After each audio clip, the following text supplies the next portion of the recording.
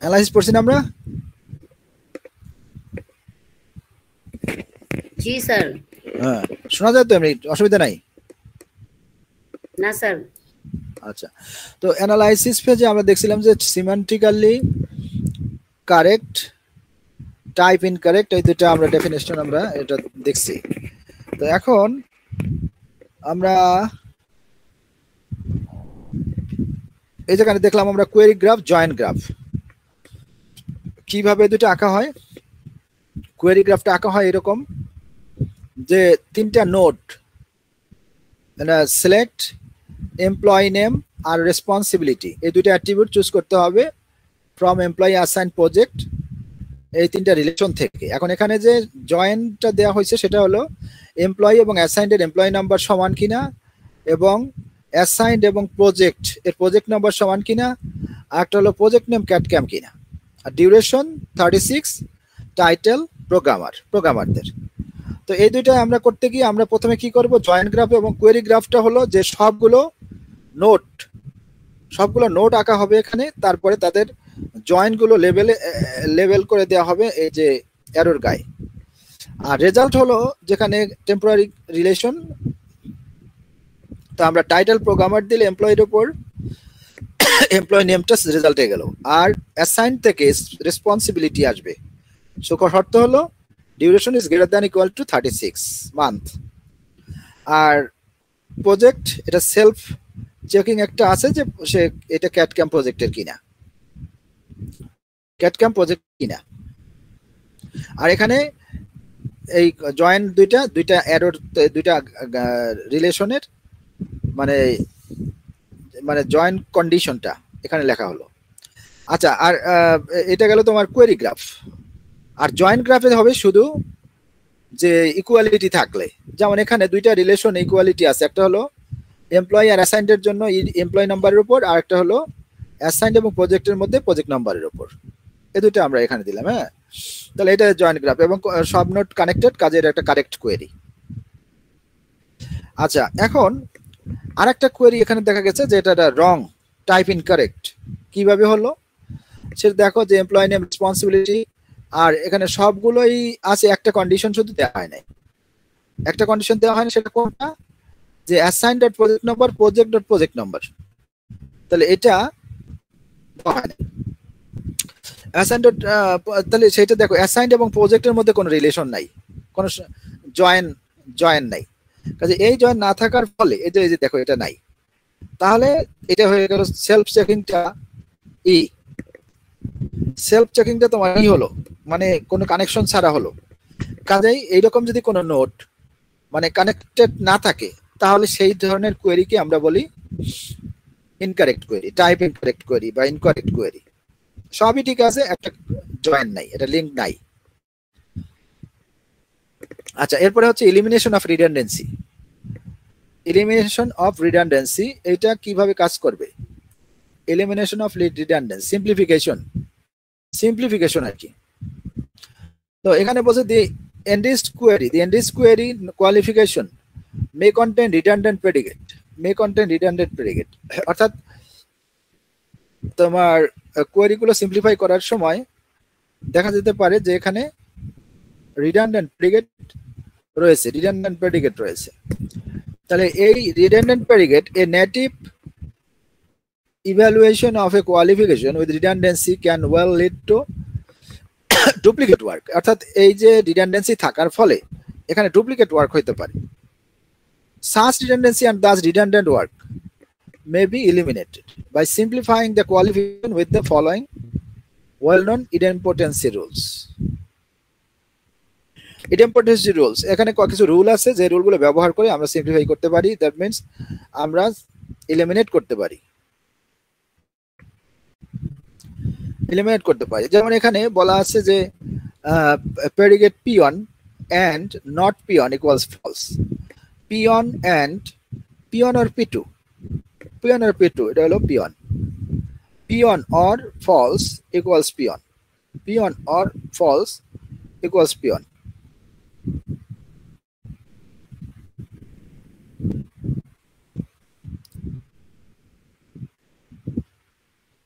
P1 or false peon.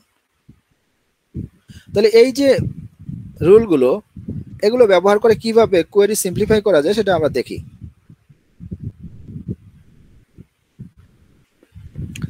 আচ্ছা, এই যে কোয়েরিটা আছে এখানে বলতেছে যে টাইটেল সিলেক্ট করো এমপ্লয়ি রিলেশন থেকে, যেখানে এমপ্লয়ি নাম হচ্ছে জেডো, তার টাইটেল কি সেটা। আর বলা আছে not employee title equals programmer,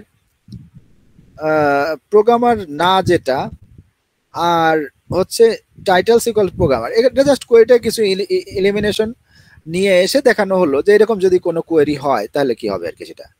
employee title equals programmer, employee title equals electronic engineer and not, মানে যেটা দিছে তার উল্টা আর একটা নেগেশন দিয়ে তারপর তাদের ভিতরে সম্পর্ক স্থাপন করা।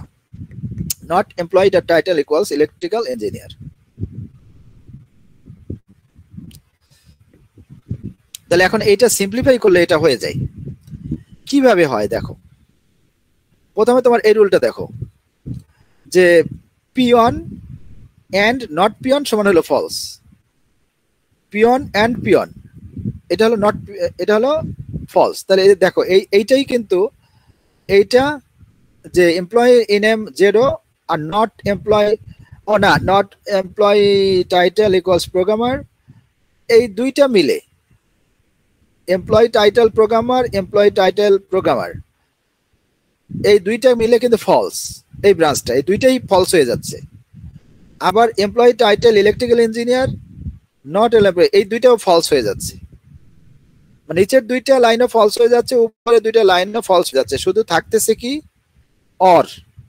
তাহলে তাহলে তোমার এই যে দেখো যে ফলস, ফলস অর ফলস, এটা ফলস, সবসময় ফলস, ফলস অর মানে ফলস, ফলস এবং ফলস যদি তোমার অর দ্বারা কানেক্টেড হয় তাহলে তার আউটপুট হয় ফলস। তাহলে দেখো এন্ড এর পর সব ফলস হয়ে যাচ্ছে। এন্ড এর পর not employee name Zedo, not employee title programmer,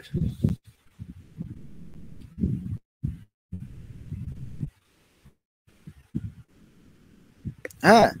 তাহলে এখানে নট, এই যে অর একটা প্রেডিকেট, তারপরে হচ্ছে এন্ড ফলস, তাহলে অর তো এটা থেকে যাবে, তাহলে এইটা প্রেডিকেট এন্ড ফলস, তাহলে প্রেডিকেটটা হলো আউটপুট, অর এইটা থেকে গেল। এরপর হোয়ার এর পর যেটা আছে এমপ্লয়ি ডট ইনএম সমান জেডো অর ফলস, তাহলে এটাও থেকে যাচ্ছে, কারণ অর ফলস হলে প্রেডিকেটটাই রেজাল্ট। তাহলে ফাইনালি কি দাঁড়াচ্ছে, এইটুকু, এই তিনটা লাইনই আউটপুট হিসেবে আছে। Select title from employee where employee name equals Zedo. এ তোমরা কি বুঝতে পারছো? এটা সিম্পলিফাই করে, এই এত বড় কোয়েরিটাকে সিম্পলিফাই করে কিভাবে এটা পাওয়া গেল, বুঝতে পারছো?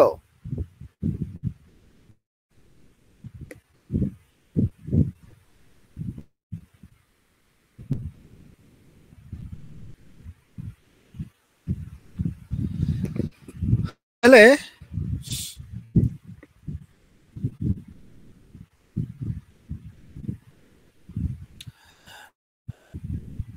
তাহলে এইটা এখানে কিন্তু, এই তুমি শুনতে পাচ্ছ? জি স্যার। হ্যালো, জি স্যার, শোনা যাচ্ছে।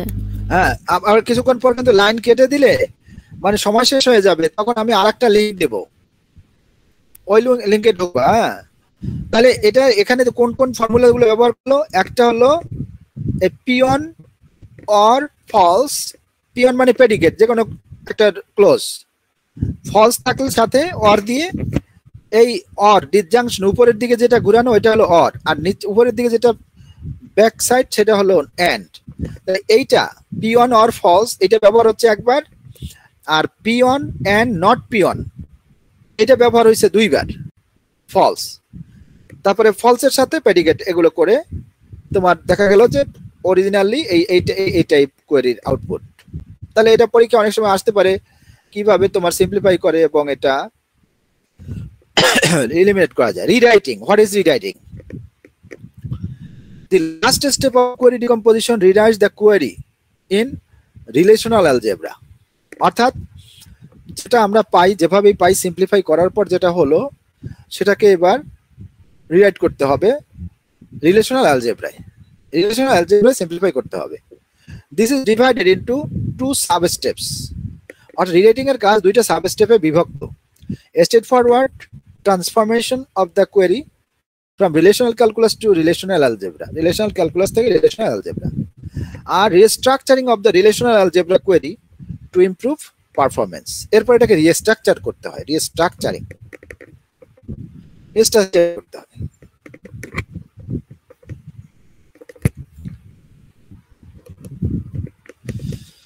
তাহলে এখানে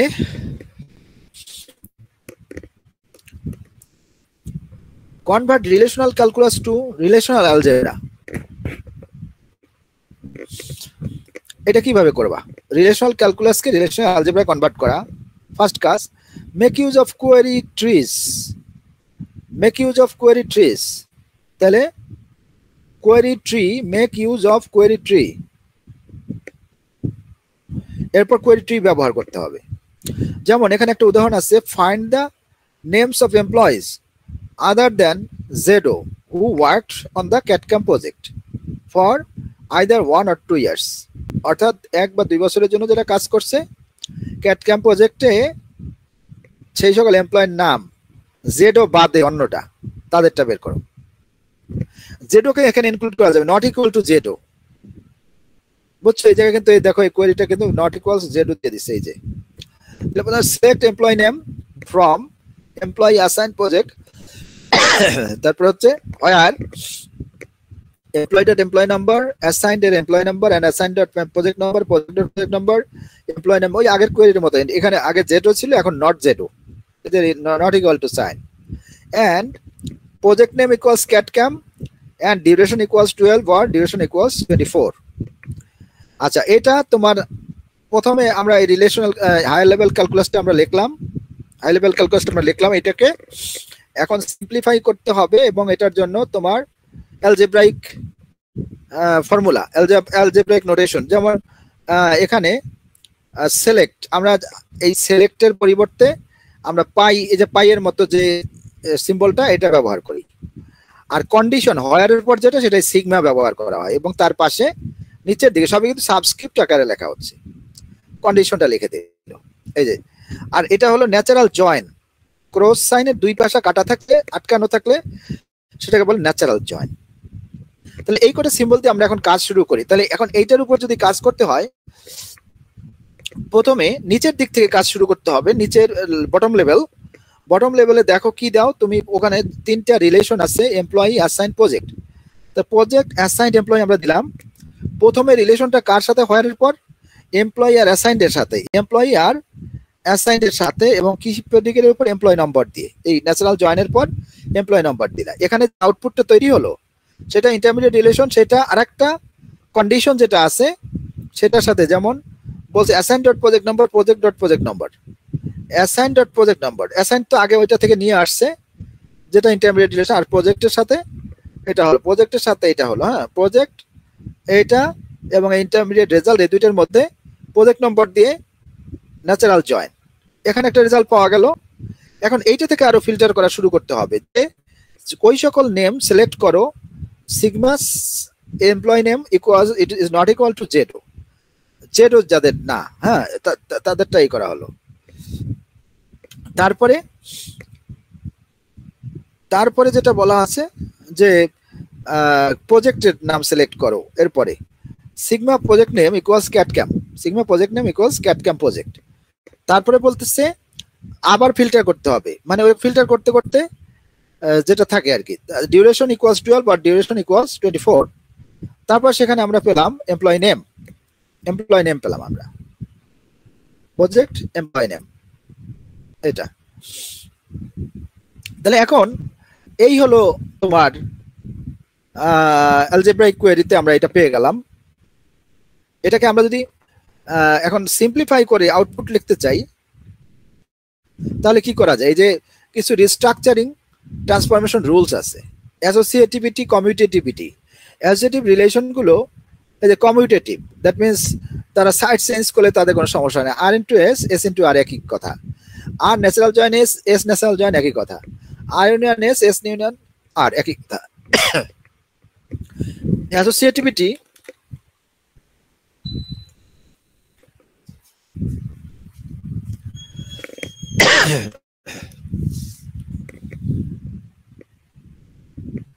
কি স্যারে পাইলেন?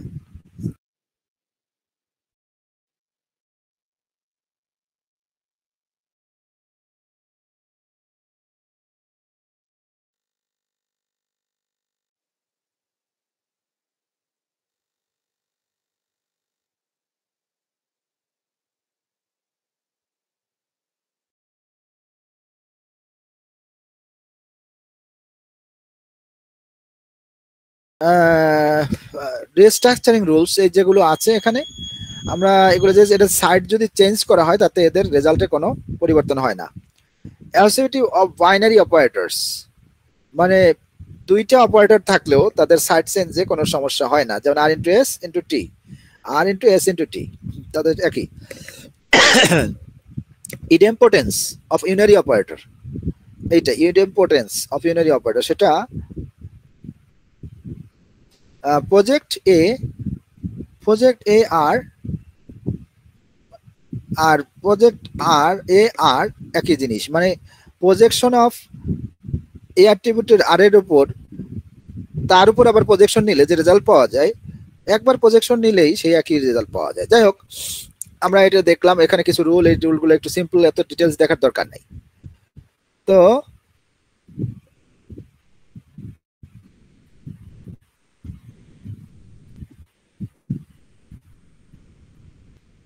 আচ্ছা, তোমরা দেখে নাও যে প্রথমে আমরা এটা পেলাম, এরপর এটাকে রিস্ট্রাক্ট করা হয়েছে। ইকুইভ্যালেন্ট কোয়েরি হলো এটার যে প্রজেক্ট নেম সিলেকশন করা হলো, project name equal cat name, duration equals 24 and employee name is not equal to 0। একসাথে কন্ডিশনগুলো এখানে এন্ডিং এবং অরিং করে লেখা হলো, আর নিচে একসাথে সবগুলো রিলেশন, ইন্টারমিডিয়েট রিলেশনের উপর natural join project number and employ number উপর করা হলো। তারপরে সবগুলো ফিল্টারিং করে আমরা প্রজেক্ট নাম্বার পেলাম। Equivalent query. রিস্ট্রাকচারিং কি করা হচ্ছে? রিস্ট্রাকচারিং এ প্রজেক্ট এক পাশে রাখা হয়েছে, অ্যাসাইন্ড এবং এমপ্লয়ি আর এক সাইডে, এবং প্রত্যেকটা থেকে আলাদা আলাদা করে ফিল্টার করে রেজাল্ট নিয়ে সেটাকে এমপ্লয়ি নম্বরের উপর ফিল্টার করে project number employee name select করা হলো, এদিকে একটা টেম্পোরারি রিলেশন, আর প্রজেক্ট থেকে প্রজেক্ট নামে ক্যাট কাম ই করে প্রজেক্ট নম্বর নেওয়া হলো, এবং কোনটা এবং এখানে যেটা আছে যে প্রজেক্ট নম্বর এবং এমপ্লয়ি নেম এই দুইটা, আর এখানে প্রজেক্ট নম্বর এর উপর ন্যাচারাল জয়েন করে আমরা এমপ্লয়ি নেম সিলেক্ট করলাম, তাহলে এই যে রিস্ট্রাকচারিং হলো, এখানে যে রিস্ট্রাকচারিং আমরা দেখতে পেলাম যে এটা রিস্ট্রাকচারিং এর ফলে যে আউটপুটটা পাওয়া গেল আমাদের যে ট্রি, এটাও একটা ট্রি হয়ে গেল, সেটাই ফাইনাল আউটপুট। আচ্ছা, তারপর হচ্ছে ডাটা লোকালাইজেশন এটা কিভাবে কাজ করবে? ডাটা লোকালাইজেশন বলতেছে the localization layer translates an algebraic query on global relations into an algebraic query expressed on physical fragments. Data localisation মানে ডাটা লোকালাইজেশন লেয়ার, আগে তো আমরা ডিকম্পোজিশন পড়তেছিলাম, এখন এটা কিন্তু data localisation. The localization layer translates an algebraic query on global relations into an algebraic query expressed on physical fragments, মানে particular সাইটগুলোতে গিয়ে এটা কিভাবে কাজ করবে সেটা।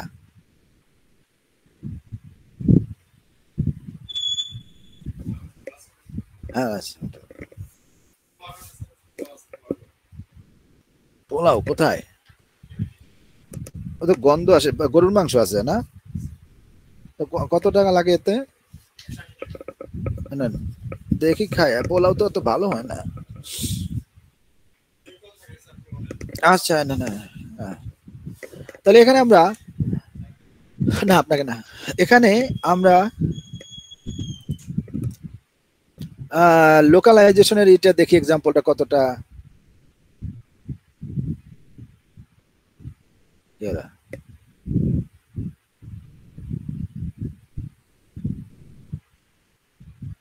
ডাটা লোকালাইজেশনে কিভাবে কাজ করতেছে সেটা আমরা দেখি। যে অ্যালজেব্রাইক কোয়েরি আমরা ইনপুট দিব ডাটা লোকালাইজেশন লেয়ারের কাছে, কারণ ফার্স্ট ডিকম্পোজিশন লেয়ার ওই কাজটা করে ফেলছে। Algebraic query on distributed relations determine which fragments are involved. Localization program এর কাজ হচ্ছে substitute for each global query its materialization program. Substitute for each global query its materialization program. Optimize. তো এখানে আমরা একটা কোয়েরি দেখি যে employee is fragmented into employee 1, employee 2, employee 3 as follows. মানে এমপ্লয়ি রিলেশনের উপর তিনটা কন্ডিশন অ্যাপ্লাই করা হয়েছে, যে employee number is less than equal to 3 E3, employee number is less than equal to E6, employee number is less than equal to E6. এইভাবে করে আর assigned SG1 SG2 এটা দুইটা ফ্র্যাগমেন্ট, SG1 এখানে বলা আছে less than equal to employee name SG1 এর উপর filter করা হলো, E3 চেয়ে ছোট যারা সমান যারা আর E3 বড় যারা তারা দুইটা ফ্র্যাগমেন্ট করা হলো, E3 ছোট E3 চেয়ে সমান আর E3 চেয়ে বড় এই দুইটা ফ্র্যাগমেন্ট করা হলো। এরপর আমরা এখানে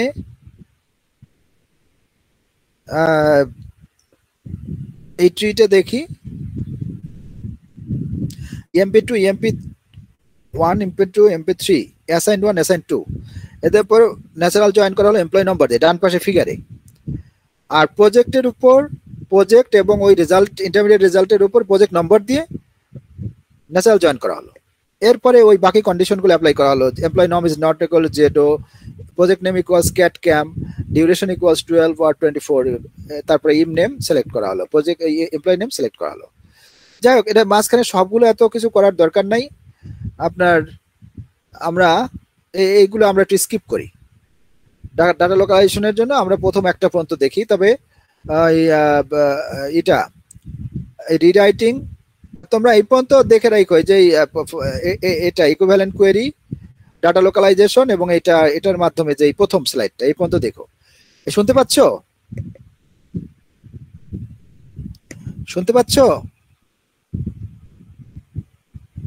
হ্যালো, এই স্লাইড 18 পর্যন্ত দেখে রাখো, বুঝছো? স্লাইড 18 এর পরেরটা পারলে কেউ দেখো, বাট আমি বলবো 18 পর্যন্ত। তো ঠিক আছে, আজকে করি, বুঝছো? এরপরের আমাদের চ্যাপ্টার কি আমরা সেটা একটু শুরু করে আমরা শেষ করে দিই আজকের মতো।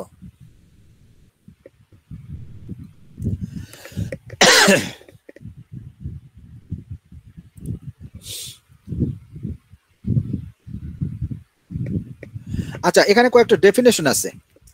কোয়েরি অপটিমাইজেশন প্রসেস, তো এখানে কোয়েরি অপটিমাইজেশন কি, হোয়াট ইজ কোয়েরি অপটিমাইজেশন? বলছে it refers to the process of producing A query execution plan which represents an execution strategy for the query.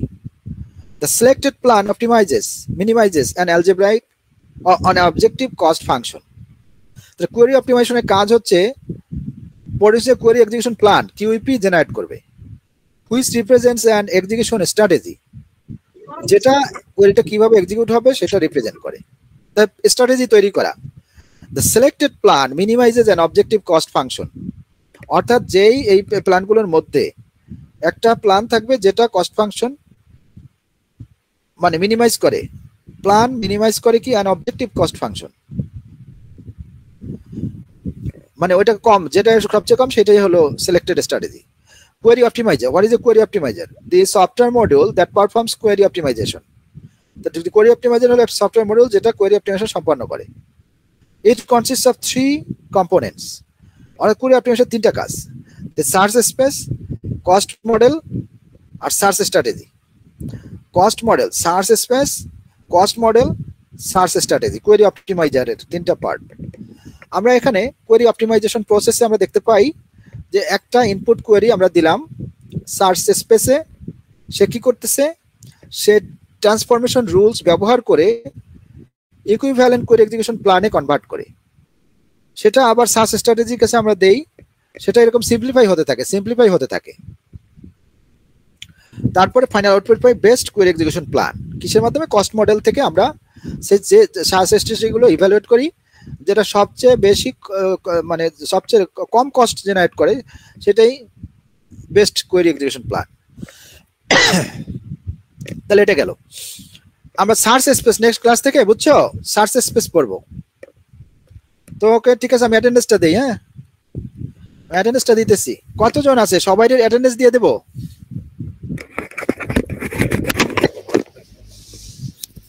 G sir, সবাইরে দেন, নেটের সমস্যা ভার্সিটিতে। স্যার সবাইরে দিয়ে দেন স্যার। জি স্যার, সবাইকে দিয়ে দেন।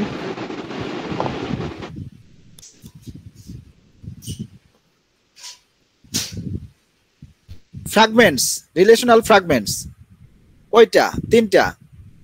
তারপর আমরা বললাম কি ডাটা সিকিউরিটি। ওখানে চ্যাপ্টার 5 এ আছে top down design, bottom up design. Chapter 3 তে হলো ফ্র্যাগমেন্টেশন, চ্যাপ্টার 4। তারপরে হচ্ছে সিম্যান্টিক ডাটা কন্ট্রোল, ওর ভিতরে ডাটা সিকিউরিটি এনফোর্স অ্যালগরিদম। তারপর চ্যাপ্টার 7 পড়লাম আমরা কোয়েরি প্রসেসর মডিউল। তারপরে আমরা পড়লাম ডিকম্পোজিশন, ডাটা লোকালাইজেশন। এরপর এখন এটা আমরা দেখতেছি সার্চ স্পেসের চ্যাপ্টারটা। এটা পড়তে আমাদের দুইটা ক্লাস বা 3টা ক্লাস লাগে যাবে, 2-3টা। তারপরে আমরা ধরবো ওই প্যারালাল ডাটাবেজ একটা চ্যাপ্টার, ওটা এক ক্লাসেই হয়ে যাবে হয়তোবা। এরপর ডাটা ওয়্যারহাউস এবং ডাটা মাইনিং মিলে সিম্পল একটা ডেফিনেশন, 2টা ডেফিনেশন, সিম্পল জাস্ট রিভিউ একটা ক্লাস, বুঝছো? তো এখন আমাদের তোমাদের টিউটোরিয়ালটা নিতে হবে। টিউটোরিয়াল আর একটা ডেট দাও। হ্যালো, স্যার পূজার পরে টিউটোরিয়াল নিলে হয় না? টিউটোরিয়াল তো পূজার পরে নিলে তো অনেক দেরি হয়ে যায়। আরো একটা টিউটোরিয়াল নিয়ে লাগবে না, 3টা তো নিতেই হবে। হ্যাঁ স্যার পূজার পরে নিয়েন স্যার, পূজার আগে স্যার টাইম নাই এত। আমরা নভেম্বরের মাঝামাঝি পরীক্ষা শুরু করতে চাই। স্যার ডিসেম্বরে স্যার পরীক্ষা শুরু করবে। আরে তুমি বললে হবে, জুনে ক্লাস শুরু হয়েছে। স্যার আইসিপিসি আছে স্যার, তখন তো পরীক্ষা দিলে স্যার আইসিপিসি করতে পারবো না। কি স্যার আইসিপিসি ইভেন্ট আছে ডেপুটি ইউনিভার্সিটিতে। হ্যাঁ, তাতে কি হয়েছে? তোমরা চাকরি করো স্যার, সেটা? না না স্যার, চাকরি না তো sir, event programming contest sir. সেটা কবে? স্যার সেটা হচ্ছে নভেম্বরের 23-24 তারিখে। তো সেটা হলে তোমাদের সমস্যা কি? স্যার আমরা এখানে পার্টিসিপেট করব তো।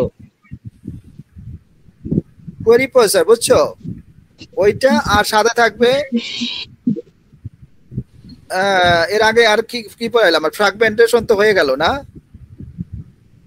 তো ফ্র্যাগমেন্টেশনের পর আমরা কি পড়ছি? সিমেন্টিক ডাটা কন্ট্রোল, সিমেন্টিকের সাথে আরেকটা ওই যে ডাটা সিকিউরিটি, ওটা তো একই চ্যাপ্টার না নাকি? এই সিমেন্টিক কন্ট্রোল আর চ্যাপ্টার 7, এই 2টা, বুঝছো? মানে ডাটা সিকিউরিটি সহ, এনফোর্স অ্যালগরিদম সহ, সিমেন্টিক কন্ট্রোল সব। আর এদিকে কোয়েরি 7, মানে সিমেন্টিকের সাথে কোয়েরি ডাটা সিকিউরিটি মানে তোমার ফ্র্যাগমেন্টেশনের পর যেটা পড়ছি আমরা, ওই যে ডাটা লোকালাইজেশন, না ওটা তো পরে। প্রথম হলো যে কোয়েরি প্রসেসরের চ্যাপ্টারটা, আর হলো তার আগে সিমেন্টিক কন্ট্রোল থেকে শুরু করে সব, এনফোর্স সহ। Okay, attendance 337, Yes, sir. 38, yes sir. 39, 40, 41, 42, present sir. 43, Yes, sir.